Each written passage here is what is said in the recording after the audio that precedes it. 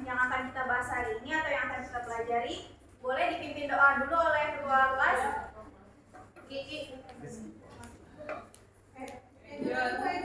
Boleh dipimpin oleh wakilnya Reza mungkin. Atas.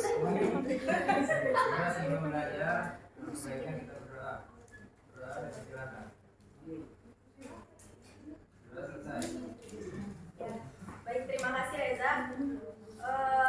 Jadi gini anak-anak, hari ini kita akan membahas temanya itu masih sama ya seperti minggu lalu, mengenai praktik ekonomi dalam Islam. Kalau minggu kemarin kita membahas mengenai jual beli, kalau hari ini kita akan membahas mengenai pinjam meminjam dalam Islam.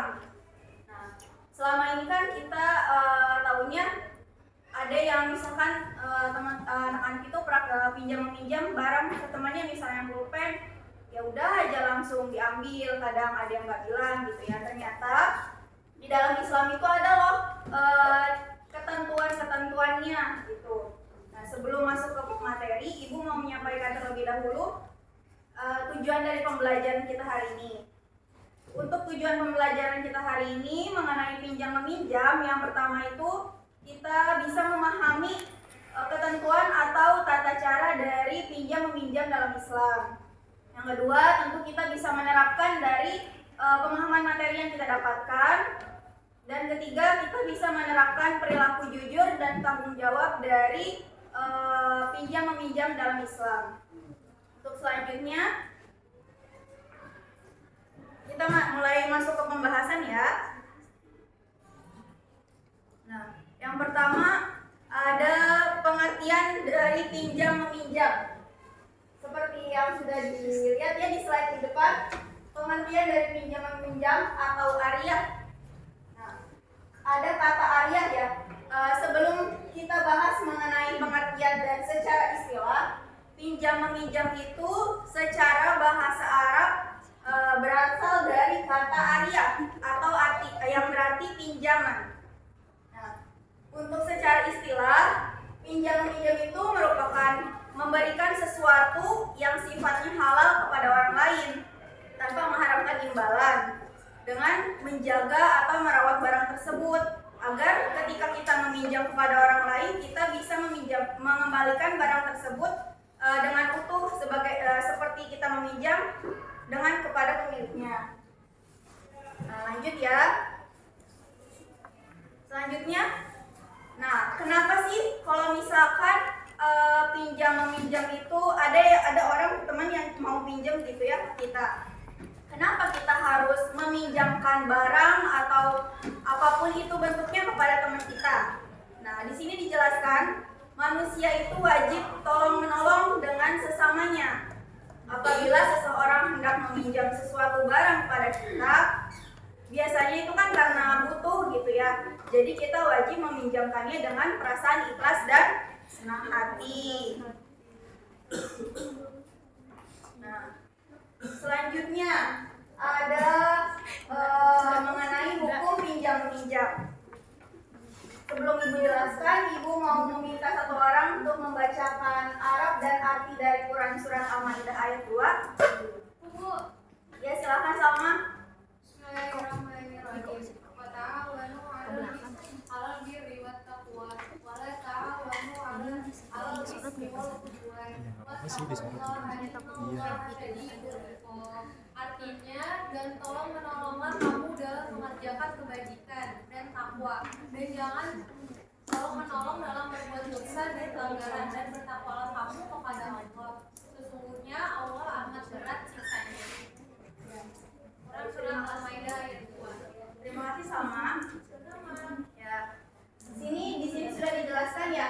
Dijelaskan artinya bahwa tolong menolonglah kamu dalam mengerjakan kebaikan dan takwa, dan janganlah kamu melakukan tolong menolong dalam perbuatan dosa. Nah, tadi Ibu mau ngejelasin mengenai hukum gitu ya.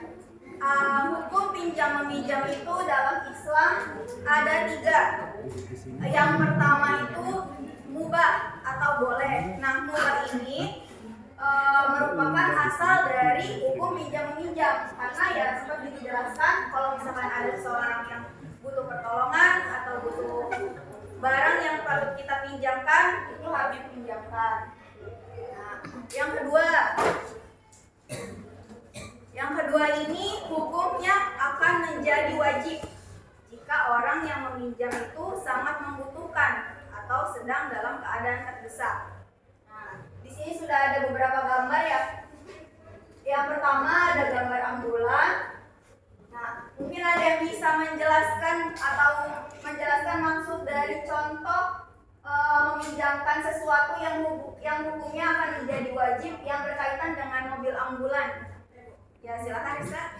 Misalkan kayak harus operasi kayak gitu tapi nggak ada dana gitu kan. Tapi harus bayar kan otomatis biar bisa sembuh lagi. Nah itu wajib hukumnya untuk meminjam. Ya, betul, tepuk tangan untuk Rizka.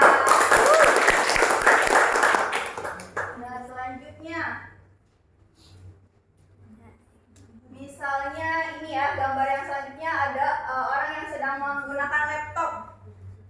Ada yang bisa menjelaskan kenapa bisa wajib gitu kalau misalkan orang yang mau minjem laptop itu karena alasan apa? Ada yang bisa menjelaskan? Ya Nanda silakan. Itu kalau misalkan kita seperti kita rusak nih, terus kita punya tugas gitu. Ternyata tugas itu kan karena emang tugasnya deadline gitu kan, akhirnya kan laptop kita rusak gitu ya. Nah itu sebagai teman diharapkan bisa meminjamkan. Ya betul, tepuk tangan. Ya, untuk selanjutnya, hukum pinjam meminjam itu bisa menjadi haram apabila barang yang dipinjam itu akan dipergunakan untuk suatu hal yang tidak baik. Nah, contohnya ada mengenai ini ya, ada orang yang meminjamkan pulpen. Sebelumnya mau kasih penjelasan dulu ya. Pulpen kira-kira kalau misalkan kita kan selama ini mikirnya oh dikasih pulpen untuk nulis, untuk mengerjakan sesuatu. Tetapi ada juga loh pulpen yang bisa digunakan untuk hal-hal yang haram atau hal-hal yang tidak baik. Contohnya misalkan Rafli gitu ya, pinjam pulpen ke Riza.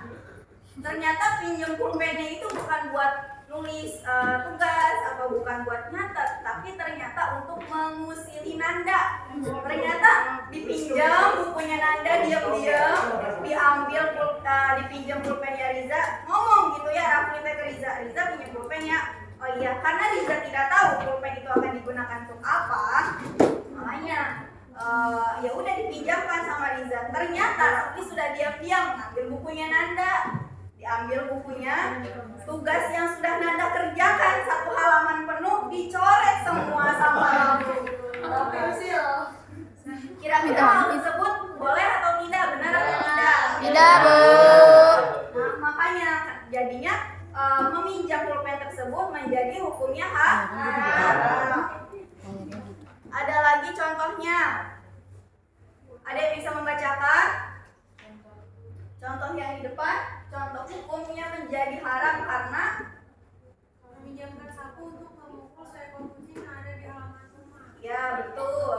Jadi walaupun gitu ya, misalkan kita nggak suka kucing karena geli atau karena takut dicakar, ambillah sapu gitu di dalam rumah ya.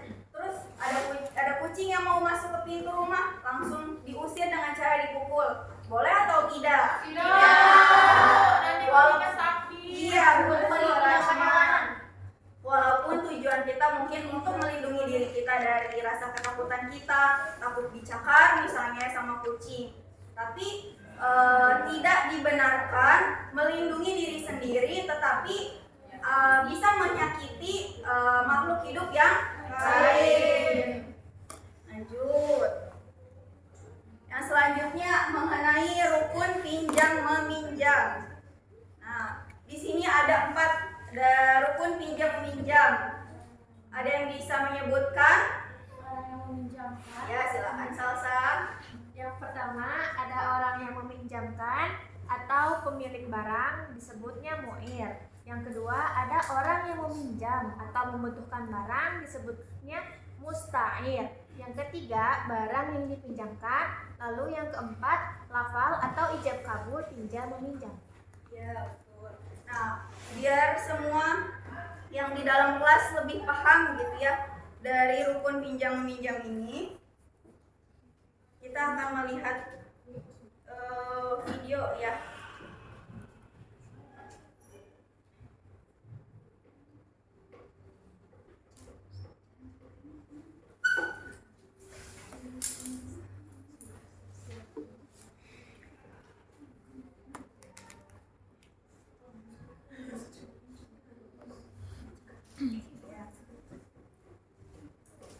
Nah, kita akan melihat contoh dari praktik pinjam meminjam sesuai dengan rukun-rukun yang sudah disebutkan oleh Salsa tadi.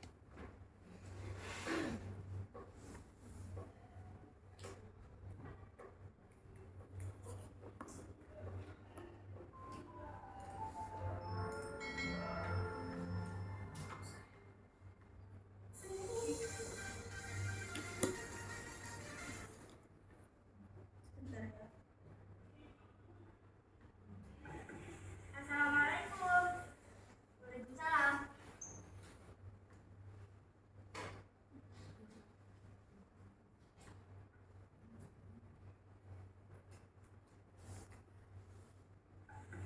Assalamualaikum. Waalaikumsalam. Mari masuk.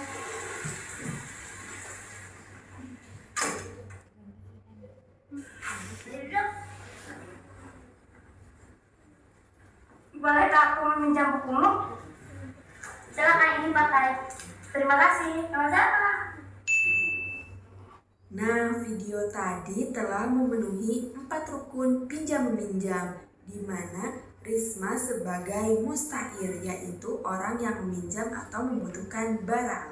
Salwa sebagai mu'ir, yaitu orang yang meminjam atau pemilik barang. Rukun yang ketiganya, barang yang dipinjamkan, yaitu berupa buku. Dan rukun yang keempat, yaitu lafal atau ijab kabul pinjam-meminjam. Bolehkah aku meminjam bukumu? Silakan ini pakai. Terima kasih. Sama-sama. Ya, sudah dilihat videonya ya? Sudah. Selanjutnya masuk lagi ke pembahasan berikutnya. Ada syarat pinjam meminjam. Ya. Yang pertama, ada orang yang meminjamkan atau pemilik barang. Dalam bahasa Arab disebut sebagai mu'ir. Syaratnya yang pertama, balik atau dewasa.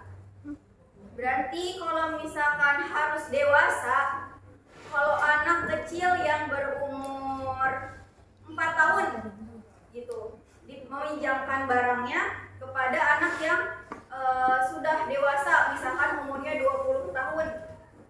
Kira-kira syarat pinjam meminjamnya terpenuhi atau tidak? Tidak. Nah, berarti harus yang sudah balik atau dewasa. Yang kedua, berakal sehat. Berarti kalau misalkan kita ketemu sama orang-orang yang mungkin akalnya masih tidak seperti kita, kurang sehat gitu ya, ada jiwanya terganggu, kesehatan jiwanya terganggu, berarti kita tidak boleh meminjam barang dari orang tersebut. Selanjutnya, kalau misalkan kita meminjamkan barang yang kita punya itu tidak boleh terpaksa. Nah, kenapa tidak boleh terpaksa? Kalau misalkan tidak terpaksa, tidak mengikhlaskan, berarti tidak bermanfaat, tidak berberkah. Nah, lanjut. Yang terakhir, keempat, ada pemilik barang dan berhak meminjamkannya. Nah, ini sering terjadi ya. Misalkan Riko punya pensil gitu ya. Resti mau pinjem, tapi Rikonya lagi ke WC, yang ada Nida. Jadi Resti pinjem aja deh ke Nida gitu. Nida duduknya sebangku sama Riko, nggak apa-apa gitu ya. Boleh nggak? Tidak boleh, karena tidak memenuhi syarat dari pinjam meminjam. Jadi harus menunggu Riko Riko kembali dari WC. Selanjutnya, syarat dari orang yang meminjam atau yang membutuhkan barang. Yang pertama tadi sama, balik atau dewasa. Yang kedua, berakal sehat. Dan yang ketiga, bertanggung jawab. Nah, bertanggung jawab. Kenapa harus bertanggung jawab? Karena kita meminjam barang orang lain. Barang tersebut bukan punya Kita. Kalau misalkan barang tersebut hilang, bagaimana? Berarti tidak bertanggung jawab, tidak Amanah. Selanjutnya ada syarat dari barang yang dipinjamkan. Barangnya itu harus memiliki manfaat dan halal. Kalau misalkan kita pinjam barang atau sesuatu yang bersifat haram, sifatnya udah jelas haram mutlak. Contohnya, misalnya narkoba gitu ya. Narkoba, pinjam, cobain dulu gitu ya, karena kita baru permula, pinjam dulu lah. Pengen tahu rasanya teh gimana. Nanti kalau misalkan enak, coba lagi. Boleh nggak? Nggak boleh. Karena sifatnya Haram. dan tidak ada manfaat. Yang kedua, barang yang dipinjamkan itu tidak boleh rusak waktu mengembalikannya. Berarti kita harus menjaga barang tersebut, harus merawatnya sebagaimana kita yang memiliki barang tersebut. Yang terakhir ada barang merupakan barang milik pribadi. Sama kayak tadi, orang yang dipinjamkan itu barangnya memang punya orang tersebut. Kayak tadi punya Riko, emang beneran punya Riko, bukan punya orang lain gitu. Yang terakhir ada syarat dari ijab kabul. Ijab kabul yang pertama, jelas atau mudah dimengerti oleh kedua pihak. Kayak tadi contohnya di video ya, misalkan mau pinjem barang, ya udah bilang gitu, jangan aku mau pinjem apa? Pinjem itu yang di meja. Apa yang di meja? Ternyata di meja ada tempat pensil, ada buku gitu ya.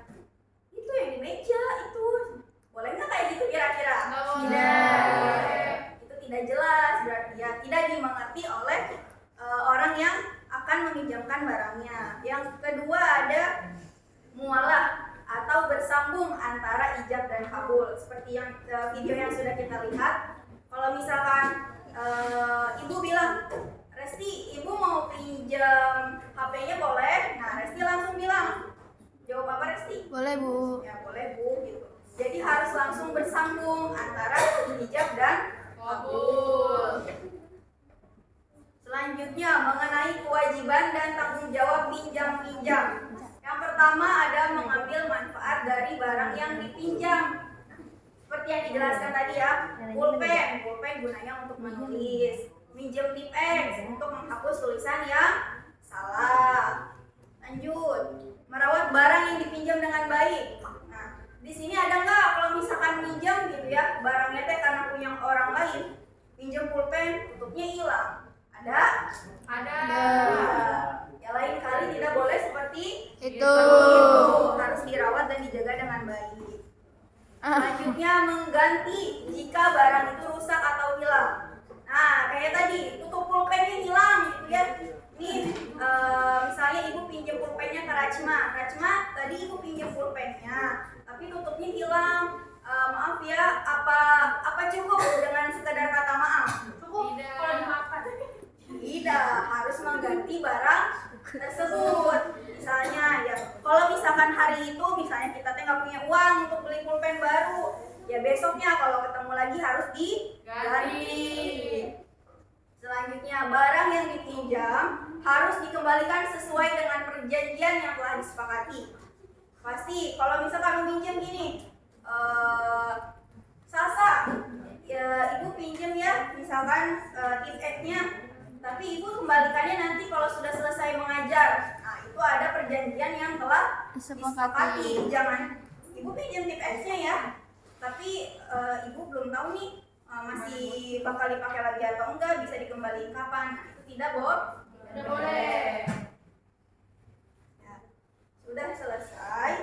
Nah, tadi yang pertama ada yang bisa menyebutkan poin-poinnya. Kita menjelaskan tentang pengertian pinjam. Yang kedua, rukun.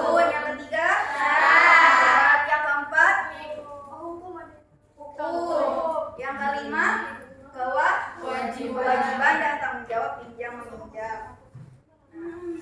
Ibu mau ngasih pertanyaan ya, karena tadi udah bisa nyebutin poin-poin apa, insya Allah udah pada paham sama materi yang udah dijelaskan tadi. Sebelum kita lanjut membentuk kelompok, pertanyaannya ini agak berbobot ya, jadi rewardnya juga lumayan berbobot. Karena pertanyaannya, ibu mau satu orang bisa menjelaskan hukum. Dan hukumnya tadi ada 3 ya. Coba sebutkan hukumnya apa aja dari pinjam-meminjam. Terus kenapa hukum tersebut bisa terjadi? Yang bisa satu orang menyebutkan dengan benar semuanya. Hadiahnya apa dulu? Saya udah bisa nyebutin dulu baru Umrah. Ibu maaf sebentar. Mau izin ke kamar mandi boleh? nanti aku belajar. Izin sama Bu, nanti kalau berdua Bu. Iya. Tadi aku sendiri. Ya, silakan. Ya, hukumnya itu terbagi menjadi 3. Ada mubah, ada wajib, ada haram. Udah 21. Nah, yang pertama mubah itu hukum asalnya, hukum asal dari pinjam meminjam tersebut. Yang kedua ada wajib. Nah, wajib itu seperti tadi yang udah dicontohin sama teman-teman juga, misalkan dalam keadaan darurat kayak sakit gitu kan, tadi Nangga juga dicontohin kayak yang kita lagi ada deadline terus laptop kita rusak, itu kita wajib untuk meminjam. Terus yang ketiga ada haram di situ ketika kita meminjam barang, baik itu dari haram barangnya sendiri ataupun barang yang halal jadi haram. Kalau barang yang halal jadi haram, contohnya kayak tadi yang minjem pulpen si Rafli buat kusilin si Nanda kayak gitu Bu. Ya, tuh.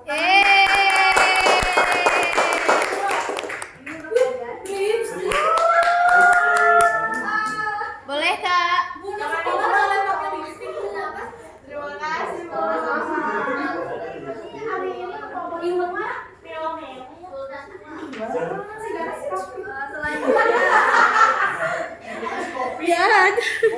Ada lagi nih, masih mau hadiah? Masih. Tapi harus jawab pertanyaan dulu ya. Tadi kita sudah melihat video dari praktik pinjam meminjam dalam Islam. Sebutkan apa yang dijelaskan di video tersebut itu tuh termasuk apa pinjam meminjam dalam Islam. Terus misalkan syarat gitu ya. Nah, syaratnya tuh harus disebutin apa aja. Ada yang bisa? Ya, Salsa silahkan. Dari video yang tadi diputar oleh ibu, di situ ada pinjam-pinjam buku. Lalu dari pinjam-pinjam itu tersebut ada 4 syarat. Yang pertama ada musta'ir, yaitu yang meminjam barang. Lalu ada mu'ir, si peminjam yang memberikan barang. Lalu ada barangnya. Kemudian ada ijab qabul tentang aku pinjam dulu ya, gitu. Sudah. Ya, tepuk tangan untuk Salsa.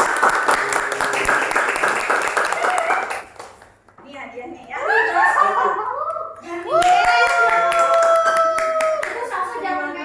Boleh Kak? Masih ada satu hadiah lagi. Sekarang atau nanti? Kondisi ya Bu ya? Kondisi bukan Bu. Mau sekarang atau nanti? Nanti. Tapi pertanyaannya nggak terlalu berbobot. Ya. Sekarang aja. Pertanyaannya gampang ini, Maya. Jelaskan pengertian dari pinjam meminjam. Ada yang bisa jawab?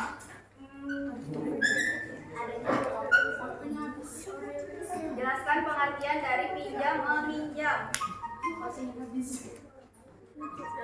Ya, coba silakan ke. Di observer juga boleh Bu. Ya Allah, astagfirullah. Ini pengecualian bonus untuk observer ya. Silakan Bismillahirrahmanirrahim.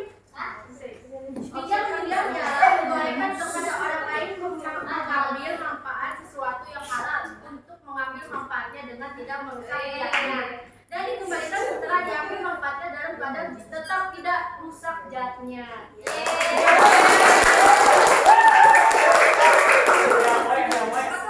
Sebagai kritik dan saran. Yeay! Masker. Wih, skincare. Alhamdulillah, makasih Bu.